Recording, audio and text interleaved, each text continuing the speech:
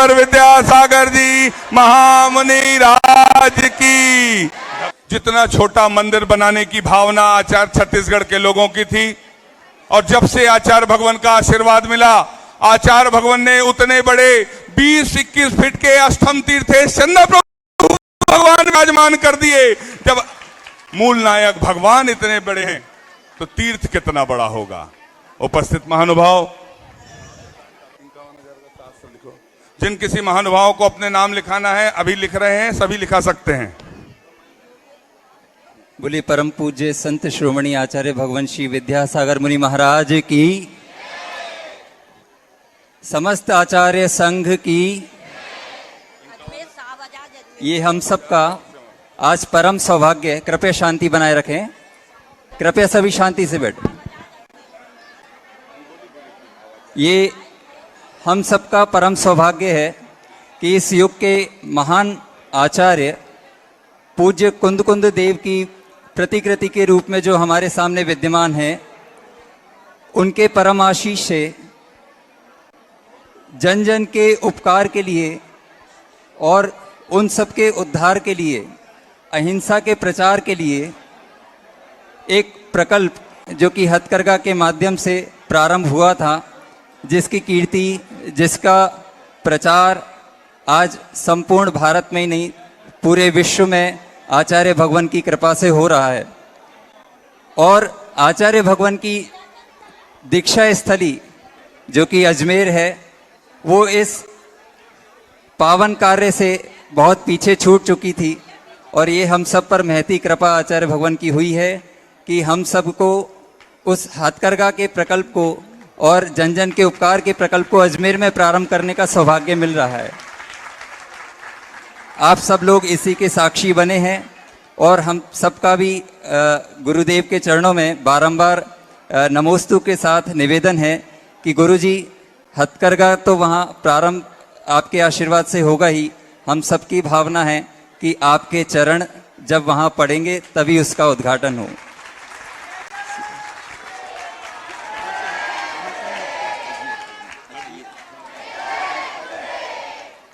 आपको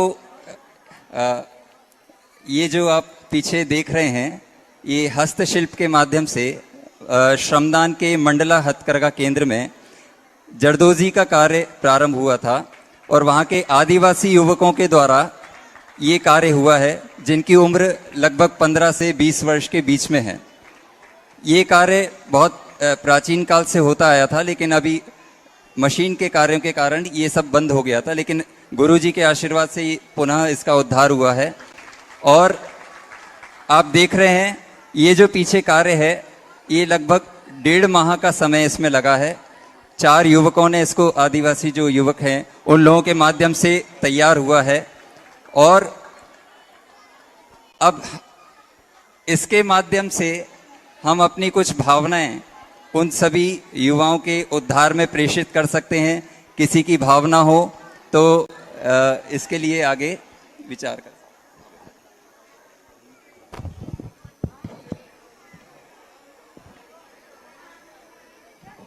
संघ तीर्थ के मोक्ष मार्ग की जिसके हाथ कमान, संघ तीर्थ के मोक्ष मार्ग की जिसके हाथ कमान, और विद्यासागर इस धरती पर, हम भक्तों के भगवान विद्यासागर इस धरती पर। अजमेर में दीक्षा हुई, अजमेर में बिनोनी निकली, और पूरे विश्व में प्रकाश फैला रहे ऐसे गुरुवर आचार्य विद्यासागर जी महाराज की। और आप लोगों का बहुत करीबी का रिश्ता है आचार्य भगवान से। आप लोग यहाँ पधारे हैं चंद्रगिरी के इस तीर्थ पर। हम आप सभी का चंद्रगिरी तीर्थ क्षेत्र ट्रस्ट की ओर से हार्दिक अभिनंदन करते हैं। समय बहुत हो रहा है, इसलिए प्रथम ये केंद्र जो हस्तकरघा का केंद्र है, इसके लिए ही अजमेर की पूरी समाज आई है, और पूरी सकल समाज ने ये प्रतिबद्धता आचार्य श्री के श्री चरणों में व्यक्त की है कि इसका नामकरण भी आचार्य श्री करेंगे, और इसका जब लोकार्पण है वो भी आचार्य श्री के सानिध्य में ही होगा।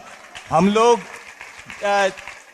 कश्मीर से कन्याकुमारी तक आचार्य श्री के साथ विहार करेंगे, और अजमेर इसका लोकार्पण कराने के लिए ले जाएंगे, और विश्व का सर्वोत्तम केंद्र हथकरघा का संचालन अजमेर से प्रारंभ हो और अजमेर के आसपास जो कुरीतियां व्याप्त हैं वो नष्ट हो, क्योंकि वहां पर जिस तरीके के अनिति के जो काम करने वाले लोग हैं उनको हाथ का रोजगार मिले, ऐसी भावना आचार्य श्री से हम आपके श्री चरणों में करते हैं कि आपने इतने निर्माण किए, अब वहां व्यक्तियों का निर्माण की आवश्यकता है, वो आपके श्री चरण वहां पहुंचेंगे तो जरूर बहुत बड़ा काम होगा और अहिंसा का विस्तार होगा। नमोस्तु गुरुदेव, नमोस्तु। आचार्य भगवान के आशीर्वाद से बनने वाले चंद्रगिरी तीर्थ के सहस्कूट के लिए एक प्रतिमा, एक बेदी, एक छत्र चंवर भामंडल के लिए श्री राजीव कुमार जी, सोमित जी, अक्षांश जी, दक्ष जी चेन्नई से हैं, जो श्री दनगसिया जी के दामाद भी हैं, चंद्रगिरी तीर्थ पर पधारे हैं। आपने 3,51,000 रुपए की स्वीकृति, तालियां बजाकर अनुमोदना। आप आए, आचार्य भगवान के कर कमलों में प्रथम सास प्रदान करने का सौभाग्य प्राप्त करें। जिनवाणी जग मैया जन्म दुख। द्वितीय सास प्रदान करने के लिए मैं आमंत्रित कर रहा हूं कुलदीप जी, प्रकाश चंद जी, श्रीमती चनर्जी जैन, साढ़ूमल, ललितपुर। आपने भी एक छत्र चंवर भामंडल के माध्यम से सौभाग्य अर्जित किया। आप भी आए, आचार्य भगवान के कर कमलों में सास प्रदान करने का सौभाग्य प्राप्त करें।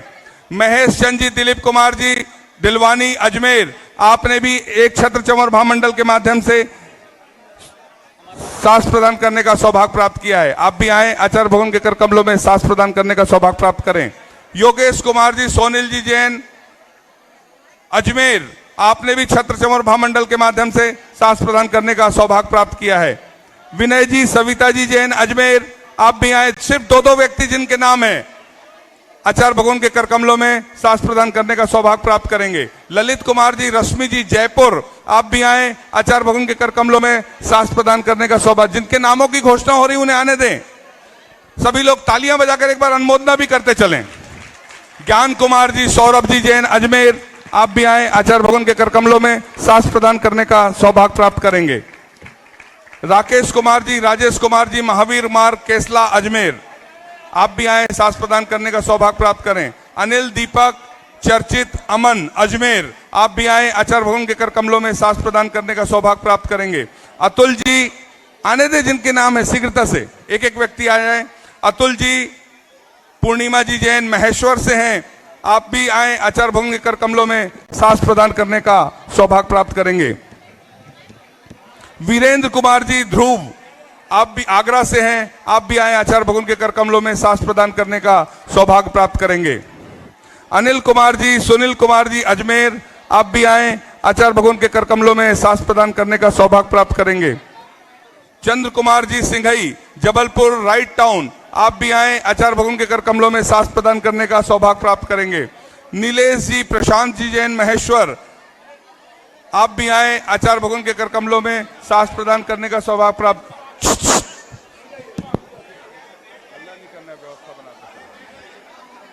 विकास कुमार, अमित कुमार, अजमेर। शीघ्रता से वहां से निकलते जाएं, उधर से ही निकलना है आपको, इधर से।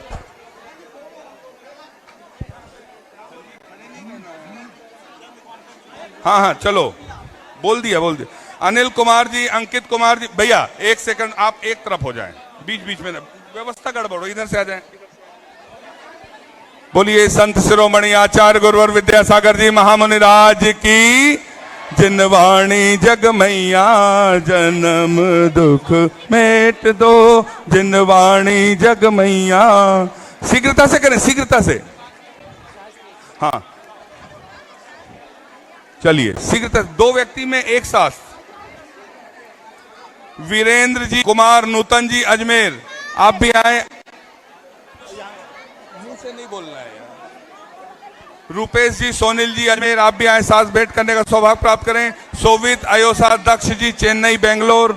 आप भी आए। अनूप जी, अरिहन जी, सिंगल, उदयपुर। आप भी आए, साथ भेंट करने का सौभाग्य प्राप्त करें। अनूप जी, रोहन जी, संजू, अजमेर। आप भी आए, साथ भेंट करने का सौभाग्य प्राप्त करें। अमित जी, दीपिका जी, वैभव, देवांशी लखनऊ से हैं। वीणा, लखनऊ। आप भी आए, आचार्य भगवान के कर कमलों में सास प्रदान करने का सौभाग्य प्राप्त करें। संदीप मोहन, राहुल, अजमेर। आप भी आए, शीघ्रता से निकलते जाएं, शीघ्रता से। सोनू जी, कहाँ है? कहाँ है? चंद्र कुमार जी सिंघई, आप भी आ जाएं। सोनू, सोमल, संजय, ममता जैन मुंबई, कांतीराम, जिन महानुभावों के नाम शेष नहीं लग पाएगी, जिन जिन महानुभावों ने नाम लिखाया था हम सबको, क्रांति कुमार, रामचंद्र जैन अजमेर, आप भी आए शीघ्रता से। अरे शीघ्रता से चलते चलें। अमर जी, सोनेन जी अजमेर, आप भी आए। ओम प्रकाश जी, अजय कुमार अजमेर, आप भी आए। नरेंद्र, हाँ ठीक, चलने जाने दो। हाँ चलिए शीघ्रता से। नरेंद्र, शीघ्रता से चले, वहां से निकलते चलें। नहीं, नरेंद्र कुमार, बोलिए संत शिरोमणि आचार्य गुरुवर विद्यासागर जी महामुनि राज की। हमने कोशिश की सभी के नामों को शामिल किया जाए। सभी मिलकर अपन आचार्य परमेष्ठी की पूजन के लिए यहां उपस्थित हुए हैं। आचार्य परमेष्ठी की दिव्य देशना सुनने उपस्थित हुए हैं। जिनके नाम शेष रह गए हैं वे सभी के नाम बाकी। जय शुरू। हम सभी अपने हाथों को जोड़ लें और आचार्य परमेष्ठी की पूजन की ओर चलते हैं। शुरू करिए। शुरू है। हेलो। जय बोली संत शिरोमणि आचार्य गुरु विद्यासागर जी की जय। मीरा ने भक्ति में अपने श्याम को पाया था, भक्ति में ही शबरी ने श्री राम को ध्याया था। कौन सी भक्ति करूं मैं गुरुजी, तुम मेरे घर आओ। कौन सी भक्ति करूं मैं गुरुजी, तुम मेरे घर आओ। मैं ही मीरा, मैं ही शबरी, राम श्याम बन आओ कि एक बार। शुरू करिए।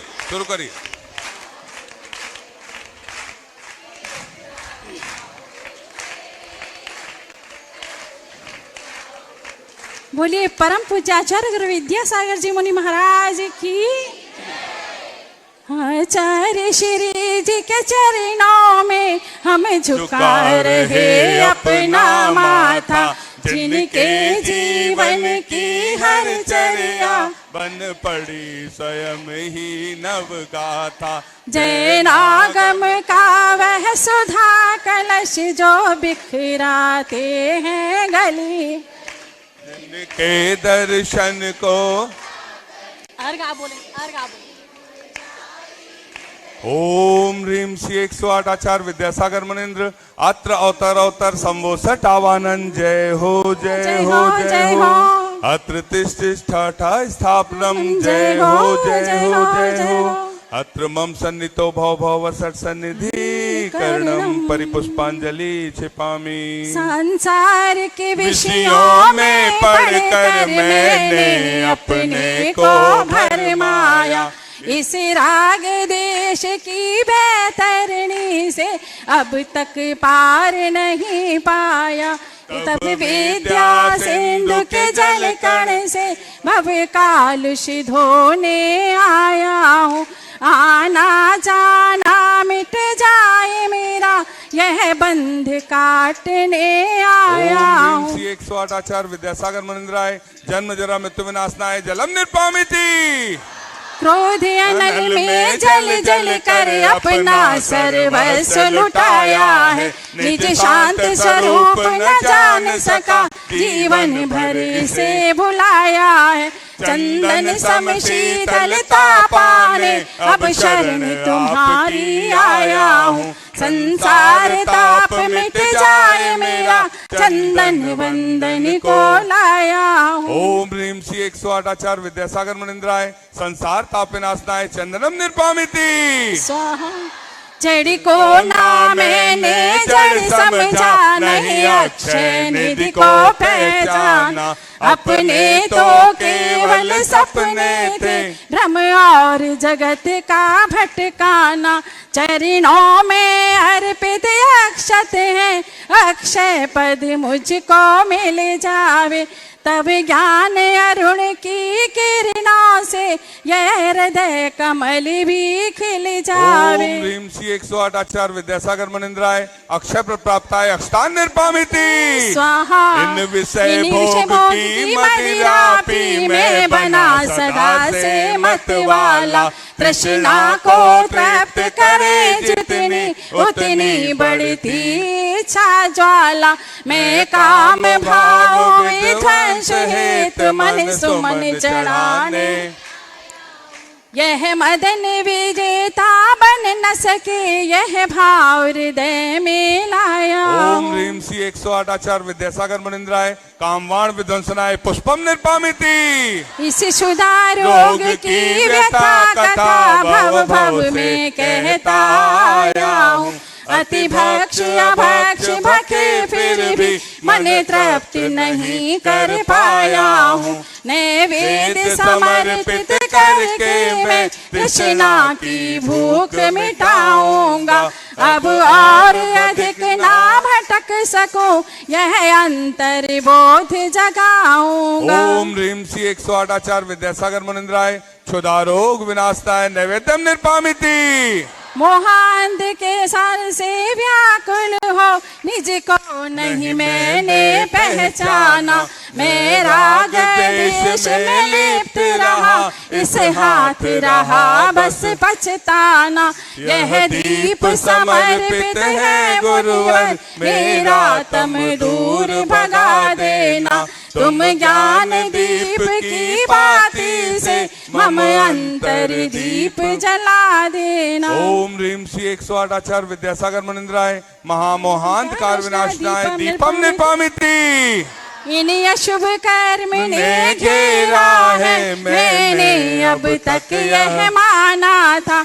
बस पाप कर्म तज पुण्य कर्म को चाह रहा अपनाना था। शुभ अशुभ कर्म सब रिपुदल हैं, मैं इन्हें जलाने आया हूँ। इसलिए तब चरणों में मैं अब धूप चढ़ाने आया हूँ। ओम ह्रीं श्री 108 आचार्य विद्यासागर मुनिंद्राय अष्टकर्म दहनाय धूपम निर्पामिति। भोगों को इतना भोगा कि खुद को ही भोग बना डाला। साध्य और साधक का अंतर मैंने आज मिटा डाला। मैं चिदानंद में लीन रहूं, पूजा का यह फल पाना है। पाना था जिसके द्वारा वह मिल बैठा, मुझे ठिकाना है। ओम ह्रीं श्री 108 आचार्य विद्यासागर मुनिंद्राय महामोक्ष प्राप्ताय फलम निर्पामिति। स्वाहा। जग के वैभव को पा करके निश दिन कैसाल मस्त रहा। चारों गतियों की ठोकर को खाने में ही अभ्यस्त रहा। मैं हूँ स्वतंत्र ज्ञाता दृष्टा, मेरा पर से क्या नाता है। कैसे अनर्घ पद पा जाऊं, यह अरुण भावना भाता है। ओम ह्रीं श्री 108 आचार्य विद्यासागर मुनिंद्राय अनप्रप्राप्ताय अर्घम निर्पामिति।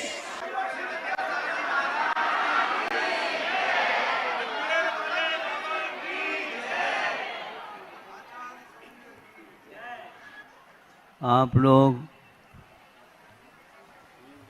भयंकर गर्मी का अनुभव करके इस विशाल आसमान में दो ग्रह सूर्य और चंद्र के रूप में आपकी सेवा करने के लिए आते हैं। उनकी सेवा यदि एक दिन के लिए भी छूट जाए तो आप लोगों की क्या हाल होगी वो जानते हैं। इसलिए आज तक चाहे वर्षा हो, हेलो चाहे आंधी हो, हेलो चाहे तूफान हो, कुछ भी हो, किंतु आपकी सेवा के लिए वो उपस्थित होते हैं। आज तक उनकी वृत्ति में कोई परिवर्तन नहीं आया, किंतु शेष जीवों के बारे में हम कुछ नहीं कह सकते। उसमें भी आप लोगों के बारे में तो हम कह ही नहीं सकते, ऐसा यह स्वभाव है। विभाव के कारण स्वभाव परिवर्तित हो गया और उस विभाव के कारण दुर्भाव होते चले गए और आज तक हमारी यात्रा नीचे से चलती रही और सूर्य और चंद्रमाओं की यात्रा तुम्हारी सेवा करने हेतु आज तक बनी है। आप उसका एक बार सही उपयोग करो तो बहुत अच्छी बात है, नहीं करो तो जबरदस्ती न सूर्य करेगा, न चंद्रमा करेंगे, न ताराएं करेंगी और न ही असंख्यात नहीं अनंत अनंत जो तीर्थंकर हुए हैं वो भी आपके ऊपर उपकार करने वाले नहीं हैं। अनेक प्रकार के धातु होते हैं, चांदी भी होती है, सोना भी होता है, लोहा भी होता है और प्रकार के होते हैं, किंतु प्रत्येक धातु का स्वभाव प्रकृति भिन्न भिन्न हुआ करती है। एक पारा होता है जो विशेष रूप से सोनार वगैरह अथवा जो व्यक्ति इनको शोधित करके उन धातुओं के माध्यम से चिकित्सा करते हैं, उनसे यह ज्ञात होता है कि पारा एक ऐसा धातु है, आप उसको तर्जनी और अंगूठे से पकड़ करके हमारे हाथ में दे दो तो हम सोच लें आपकी भला के बारे में भी। प्रयास करिए वह किसी भी प्रकार से आपके हाथ में हो करके भी दूसरे हाथ में वह नहीं आ सकता। कितने भी प्रयास करो,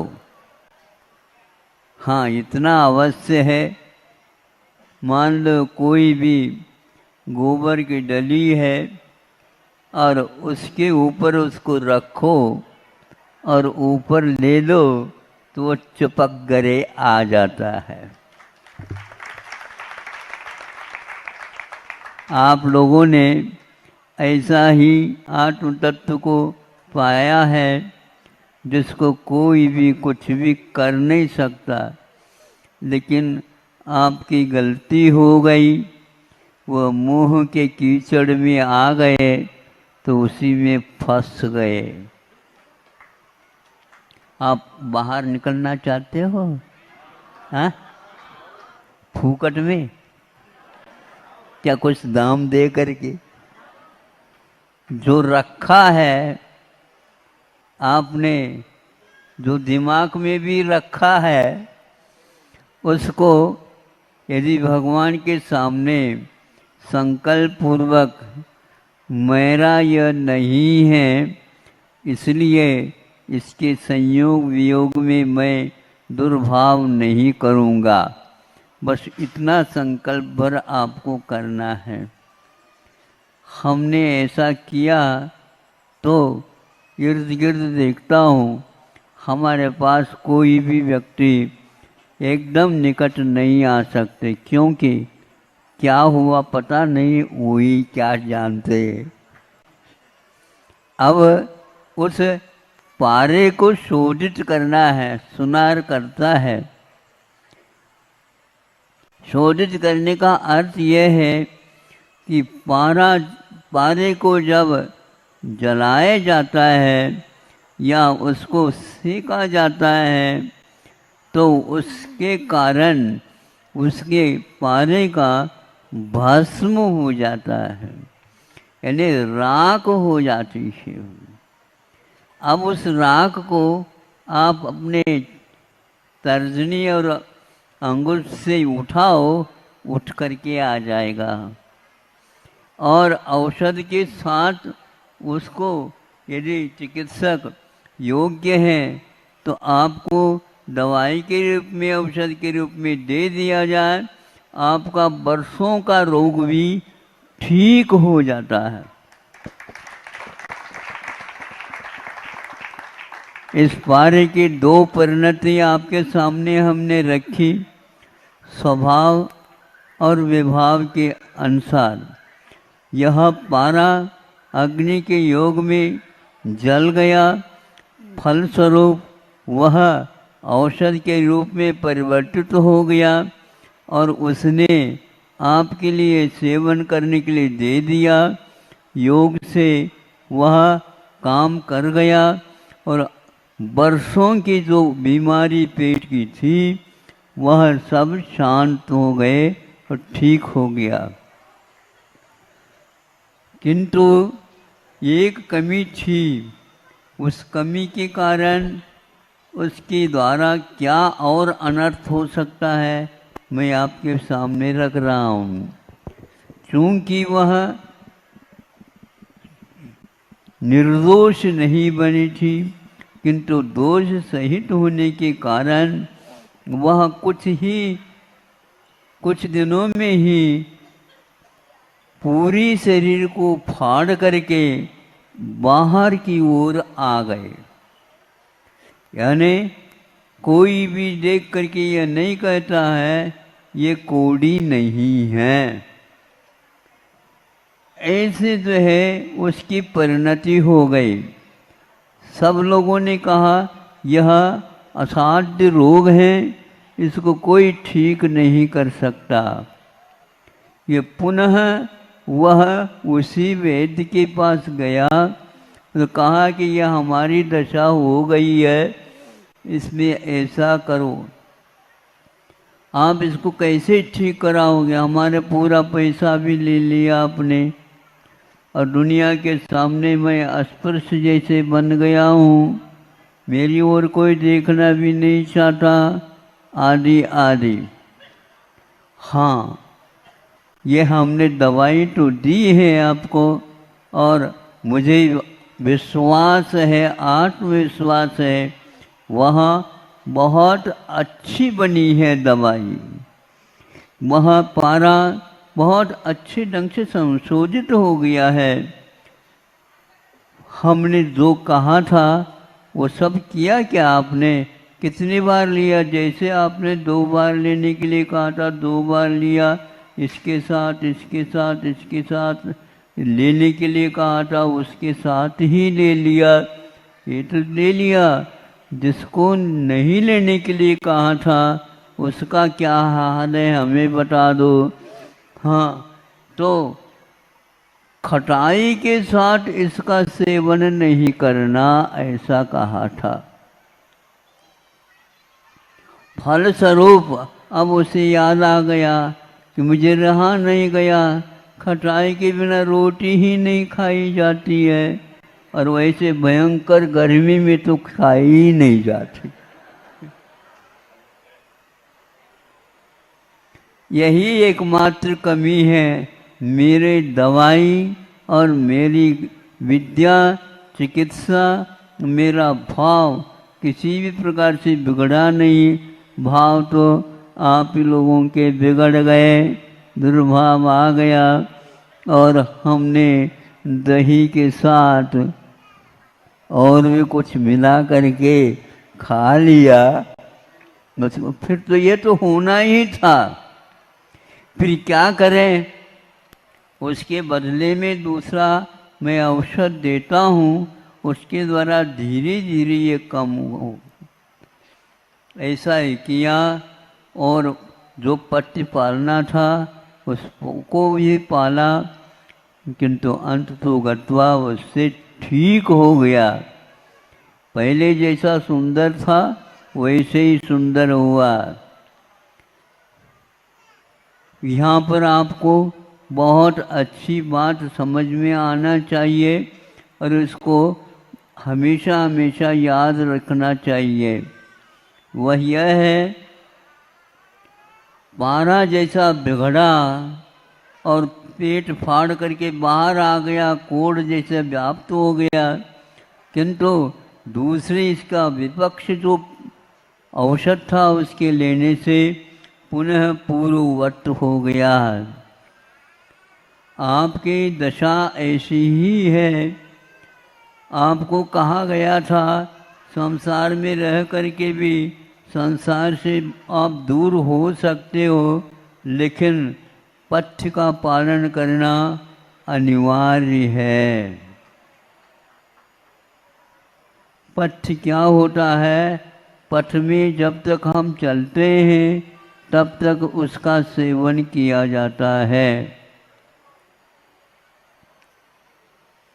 अति मात्रा में पथ्य भी कुपथ होता। क्या कहा? अति मात्रा में पथ्य भी कुपथ हो जाता है, कुपथ हो जाता है, और मात्रा मासी हो। माँ को आप देखेंगे, आपको खिलाती है, बहुत अच्छे ढंग से खिलाती है, लेकिन उतना ही खिलाती है और उतना ही खिलाती है जितने पथ्य के रूप में बताया जाता है। लड्डू बन गए बेटा, ये खा ले, तो मुझे एक नहीं चाहिए है। लड्डू आपके लिए बनाए गए हैं, लेकिन एक एक ही मिलेगा। नहीं नहीं, तो बहुत दिन के बाद खा रहा हूँ, तो कम से कम 2 तो दे दो। नहीं, क्यों नहीं दे रही? हमारे लिए जब बनाया गया है तो कल खाना तो आज खाओ, आज खाना तो अभी खाओ, क्योंकि अति मात्रा में कभी भी भोजन माँ कर नहीं सकती है, वह कितने भी रो ले। इसी प्रकार आचार्यों ने हम लोगों के लिए पथ्य बताया, उसका सेवन हमने आज तक किया नहीं, किया है तो उसके विपरीतता के साथ उसका सेवन किया है, इसलिए हमारी गति दुर्गति हुई है। सदगति चाहते हो तो और कहीं नहीं, ऊपर देखने मात्र से सदगति नहीं मिलती। नहीं समझे? नीचे जाने का कार्य करो और ऊपर देखो, एक बूंद भी नहीं गिर पाएगी, क्योंकि वह नसीब के ऊपर आधारित, भाग्य के ऊपर आधारित। भाग्य का अर्थ कर्म होता है। जैसे कर्म करोगे वैसे ही आप लोगों को फल मिलेगा। इस पारे के उदाहरण को आप ध्यान में रख कर के माँ की आपके प्रति जो सद्भावना है उसको भी याद रखेंगे। वह कितने भी आप मेहनत करो, आपके लिए ज़्यादा खिलाएगी नहीं, थोड़े बहुत कम ही खिलाएगी, क्योंकि वह जानती है इसी माध्यम से यह बहुत जल्दी स्वास्थ्य के साथ बड़ा भी होगा और वह अपने गति को सुधार सकेगा।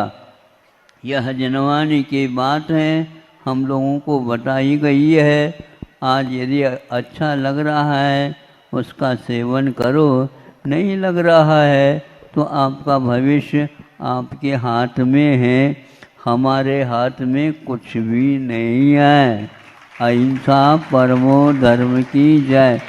एक बात और कहना चाहता हूँ, यहाँ जब से हम आए हैं रविवार बहुत जल्दी आ रहे हैं।